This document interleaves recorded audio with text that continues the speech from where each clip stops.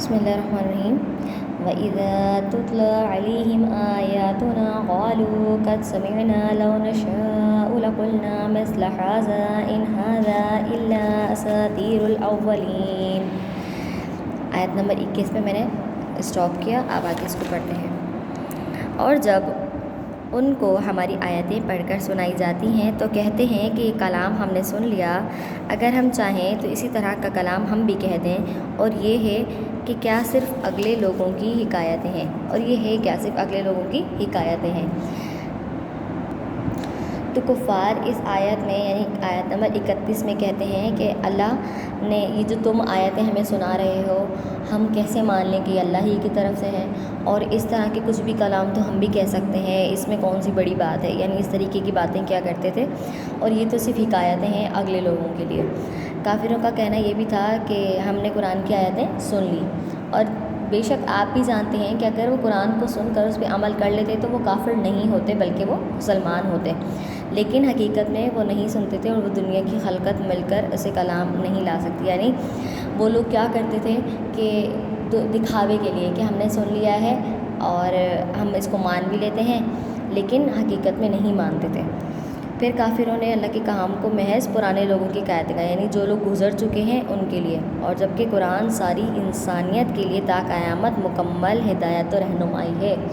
یہ آپ بھی جانتے ہیں اچھی طرح کہ اللہ تعالیٰ نے مسلمانوں کی ہدایت کے لیے قرآن پاک کو نازل فرمایا، اور صرف پرانے لوگوں کے لیے نہیں بلکہ ہمارے لیے اور ہمارے بعد جو نسل آئیں گی یا ان کے بعد جو نسل آئیں گی تا قیامت جتنے لوگ آئیں گے مسلمان، ان سب کے لیے یہ ایک ہدایت کی کتاب ہے، جبکہ کافروں نے اس کو جھٹلا دیا.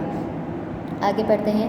وَإِذْ قَالُوا اللَّهُمَّ إِن كَانَ هَٰذَا هُوَ الْحَقَّ مِنْ عِندِكَ فَأَمْطِرْ عَلَيْنَا حِجَارَةً مِّنَ السَّمَاءِ أَوِ ائْتِنَا بِعَذَابٍ أَلِيمٍ.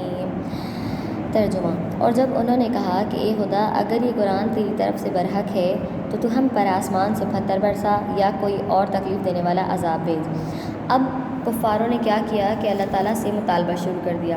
اور کس قسم کا مطالبہ شروع کیا کہ باقی لیکن اللہ تعالیٰ کو ضرورت تو نہیں ہے کہ وہ کافروں کو بتائے کہ ہاں یہ میری طرف سے ہی برحق ہے، تو انہوں نے اس کے لیے کیا کیا، اللہ تعالیٰ سے عذاب مانگنا شروع کر دیا کہ اگر یہ تیری طرف سے تو ہم آسمان سے ہم پر عذاب برسا. لیکن اللہ تعالیٰ نے کیا کہا، اس میں کیا فرمایا کہ اللہ ایسا نہ تھا کہ جب تم عذاب مانگتے تو تمہیں عذاب دیتا، جسے میں آگے پڑھ لیتی ہوں پھر ساتھ ہی اس کو آپ کو سمجھا دوں گی.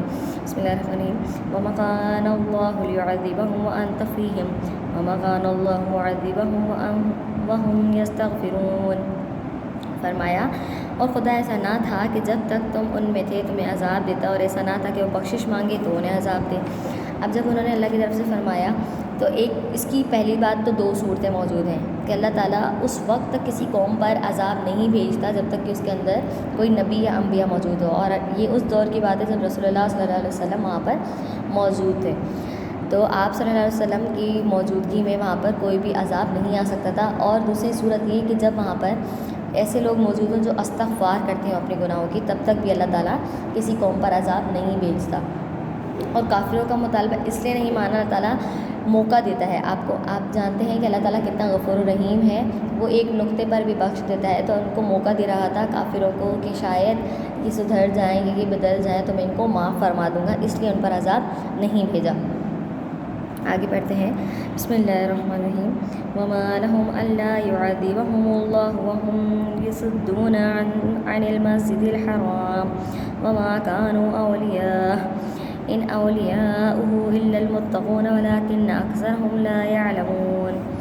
اور اب ان کے لیے کون سی وجہ ہے کہ وہ انہیں عذاب نہ دے جبکہ وہ مسجد محترم میں نماز پڑھنے سے روکتے ہیں، اور وہ اس مسجد کے متولی بھی نہیں، اس کے متولی تو صرف پرہیزگار ہیں، لیکن ان میں سے اکثر نہیں جانتے. اب اس کی طرف اس میں بھی ایک واقعے کی طرف اشارہ ہے، اور وہ واقعہ یہ ہے کہ مسجد حرام یعنی خانہ کعبہ مسجد حرام کے خانہ کعبہ کی مسجد کو مسجد حرام کے نام سے پکارا جاتا ہے.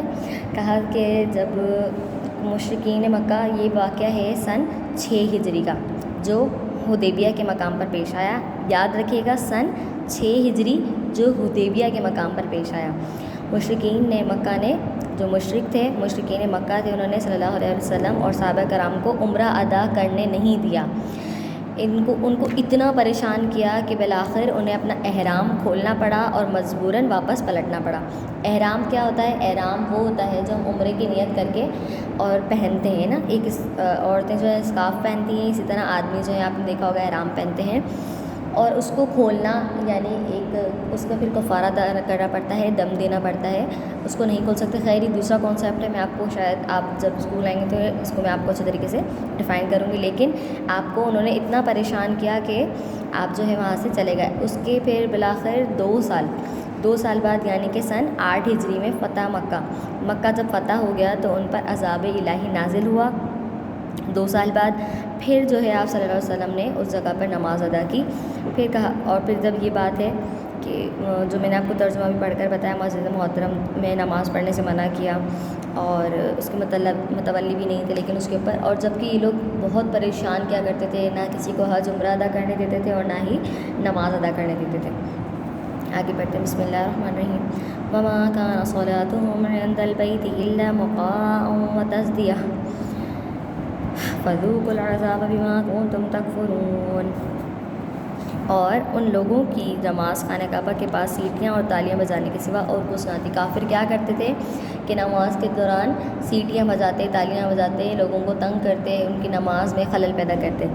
تو تم جو کفر کرتے تھے اب اس کے بدلے عذاب کا مزہ چکھو، اور بے شک جب ایسے کفر کرو گے تو اللہ تعالیٰ کی طرف سے تمہارے یہاں عذاب تیار ہے۔ اور جو لوگ کافر ہیں اپنا مال خرچ کرتے ہیں کہ لوگوں کو خدا کے راستے سے روکیں، سو ابھی اور خرچ کریں گے، مگر آخر وہ خرچ کرنا ان کے لیے معجب افسوس ہوگا اور وہ مغلوب ہو جائیں گے۔ بسم اللہ الرحمن الرحیم۔ ان الذين كفروا ينفقون اموالهم ليصدوا عن سبيل الله فسينفقونها ثم تكون عليهم حسرة ثم يغلبون والذين كفروا إلى جهنم يحشرون ليميز الله الخبيث من الطيب وجعل الخبيث بعده على بعض فيركمه جميعا فيجعله في جهنم أولئك هم الخاسرون۔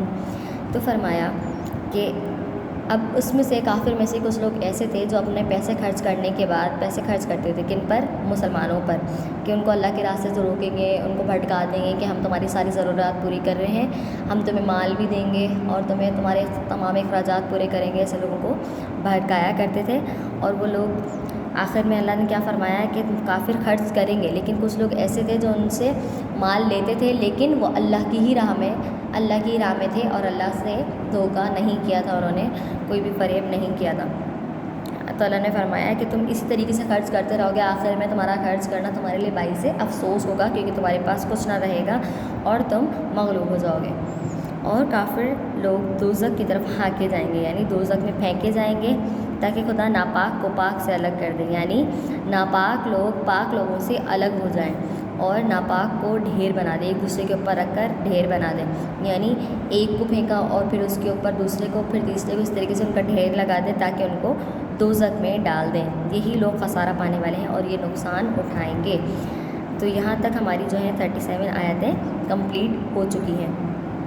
اسی کے ساتھ میں نے آپ کو تمام واقعات بھی بیان کر دیے ہیں ویڈیو کے ذریعے۔ آپ جو ہے اس کو پڑھیں، سنیں اور اب ذہن نشین کریں، اور کچھ ورڈز میں نے آپ کو بتائے ہیں وہ تمام ورڈز جو ہیں آپ کے MCQs میں آ سکتے ہیں، تو اس کو بھی آپ نوٹ کر لیجیے گا۔